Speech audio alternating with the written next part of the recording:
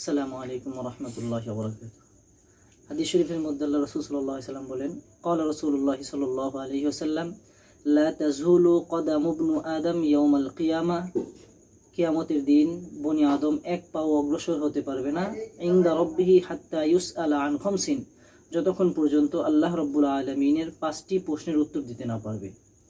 সেই 5টি প্রশ্ন কি? 1 নাম্বার, আল্লাহ রাব্বুল আলামিন তোমাকে জীবন দিয়েছেন, ওই জীবন কোন কাজে ব্যয় করেছো? 2 নাম্বার, আল্লাহ রাব্বুল আলামিন তোমাকে যৌবন দিয়েছেন, এই যৌবনকাল তুমি কোন জায়গায় ব্যয় করেছো? 3 নাম্বার প্রশ্ন হচ্ছে, তুমি যে দুনিয়ার জমিনে মাল সম্পদ অর্জন করেছো সেটা কোন পথে অর্জন করেছো? 4 নাম্বার, যে মাল সম্পদ তুমি অর্জন করেছো সেটা কোন পথে ব্যয় করেছো? এবং 5 নাম্বার হচ্ছে, আল্লাহ রাসূল সাল্লাল্লাহু আলাইহি ওয়াসাল্লাম বলেন, তুমি যে ইলম শিক্ষা করেছো সেই ইলম অনুযায়ী কতটুকু আমল করেছো?